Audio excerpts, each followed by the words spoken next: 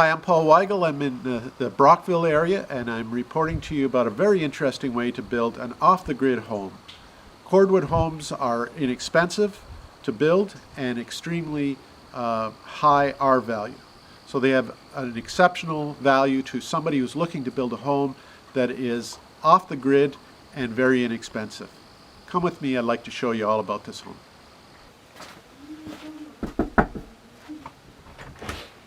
Hi, Paul. Hey, I'm glad to be here. So glad that you've allowed us to come and see your home. You've really accomplished something significant, and I know our viewers will be happy to see what you've done. Glad to show you. Thank you. Well, this is the cedar that we talked about earlier. It's all post ends. It was all recycled wood. Here's a piece of 2x6 that was probably off a deck that I salvaged. So any type of wood will work as long as it's the length and it's the same material all the way through. This is all cedar, eastern white cedar, and the length is 22 inches. The cracks that you see in the logs do allow air to enter, but it is chinked with jute twine and wax, and this is pushed into the cracks, and this is what stops any air infiltration. It seems to work just fine. We have no air infiltration in the wall. And the mortar that we use is regular Portland and masonry cement with the addition of sawdust. This is the only difference. Of course, there's sand mix in that also, and it's a different mix for the layup and a different mix for the pointing. As you can see, there's very little shrinkage around the logs, and this is the method that we use, the two-stage pointing. This is the secret to stopping air infiltration, and one of the biggest things that we found to remedy the problems with stack log. If you look at the corner here, I also do stone masonry work, and I decided to cut my own limestone from a quarry nearby and incorporate a stone with a stack log. With a conventional log home, you can't do this because the conventional logs would settle and you'd have cracking around the stonework. Cordwood is actually a masonry wall, so it goes up same as stone, so you don't get the cracking, the shrinkage, and the settling that you would in a conventional home. Now this is the east side of the house. I'm just pointing out the vertical corner. Most stack logs, they have a crisscrossing corner using 4x4s or 5x5s. This is a vertical corner. It's a little something different that we've experimented on this house, and we like it just fine. Speeds up the construction, and the overall look is the look that I was looking for. Again, it's all cedar, and can be split. It can be whole pieces, any diameter from 2 inches to 6 inches. Larger than 6 inches, the shrinkage is great, so we try and stay under the 6 inches. If it's over 6 inches, we split it and put it in smaller pieces. This is the north side of the house. It gets very little sun. As you can see down here where the galvanized metal is, behind that is 2-inch insulation that goes down 2 feet and out 2 feet, so the frost can't penetrate beneath the house and lift it. It seems to be working fine. The floor stays nice and cool in the summer, and of course warmer in the winter. Having a Dutch heritage, these are the wooden shoes my father wore out. There were holes in the bottom, he was going to throw them out. I said, no, I'm going to incorporate them in the wall. So we use them as a mail slot or leaving a note, leave your keys or whatever. Those were incorporated in the wall. Here's a little heart that shaped piece of cedar. So there's a little interesting things in all of it. Here's a couple of 4x4s that were used. This is all scrap pieces of cedar that I managed to pick up off of decks or wherever I could get it. All the window headers are cedar. All the trim around the windows is cedar. Here's the for my fuel. For the house has a boiler system, hot water boiler system, which works just great. This is the fuel for it. This is just a little decoration that we put in the wall, showing that anything is possible with cordwood. People thought I was religious when I put this in. I am somewhat, but that wasn't my intent. I thought it would look more like a windmill, but it's whatever you see as an artist. As you go along, my meter base, which has to be accessible for hydro. This is a stone from when they were drilling the Seaway Bridge to the United States, this is a drill core. When they were drilling the bottom of the St. Lawrence River. I got 2 of these incorporated in the home, just an added little feature. It's a perfectly round stone, a drill core from the St. Lawrence River. The posts that hold up the wall, this is a cantilever roof, so the posts weren't necessary, but I put them in as decoration. This is a little flare that I got from Central America, where they support their porches with posts of trees rather than a straight post like we might do here. Just another little feature. Cedar also. Here's an ear that was given to me. It's not in the wall, but it's just a little ornament to give a little bit of rustic feel. It does look like an ear. Kind of primitive, but it is what it is. Now this is the north side again. It's a big picture window. We like the look outside, so it would kind of give you an idea what it looks like, and you can see here, you can see inside the house. You can see from the outside how thick the walls are by the size of the windowsill. Here's a little more of my Dutch heritage. It's a granite plaque that a lady had done for me, and it's a Netherlands scene on a river and little windmills, and of course my name and the year it was built. It's another little thing you can incorporate into a wall. Well, come on in and we'll have a look at the inside and have a look at those windowsills we were talking about. Come on in. This is the kitchen here. This is where we spend most of our time, is in the kitchen. It's a sitting area where we converse and have friends over. It's a nice big open area. We have cathedral ceilings. Today's not a very bright day, but normally when the sun is shining, this room is very, very bright. Again, nice big windows, casement windows. This is the wall that we looked at earlier with the stone, so of course it's not as thick as with the cordwood, but it's built to our 2000 specs. We have a nice big pantry here. Dulia really likes it. Again, these doors here, I think I paid $30 or $40 a door because just no demand for it. We like it. It's inexpensive, so I liked it.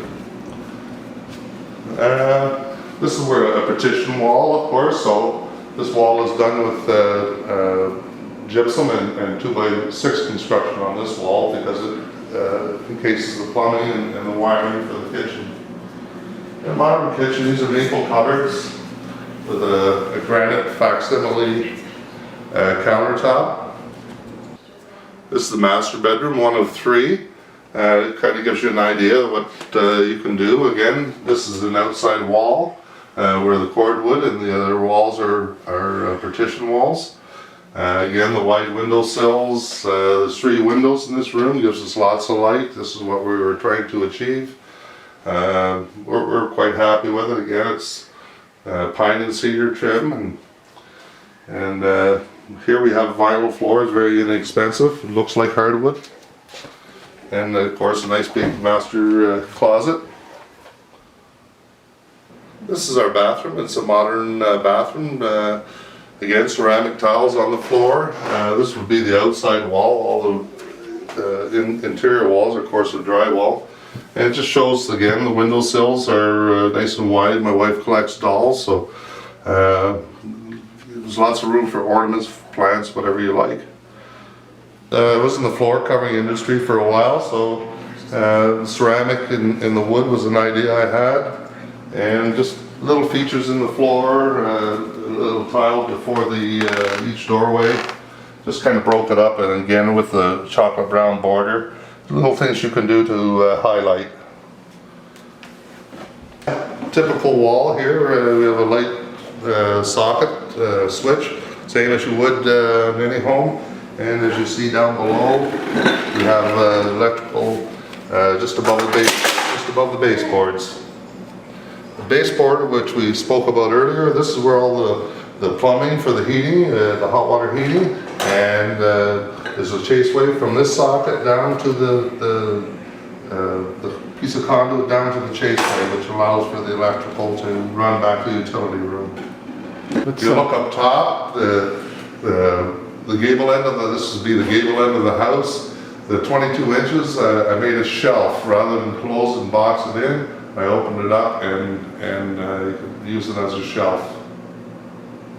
Just to show you the thickness of the wall, it gives you an idea. The window, of course, is to the outside, and you have a nice deep windowsill, which lends weight for a window seat, or you can put your plants on it. The tile, again, this was throwaway tile. I paid less than $1 a foot for it, so it was very inexpensive. And anything can go here. You can put hardwood, but with planters and things, something that like ceramic is good. So if water or anything is spilled, you're not going to have a problem. Also, if you put wood here, it will fade and it will crack because of sunlight. So tile is the ideal situation for this application.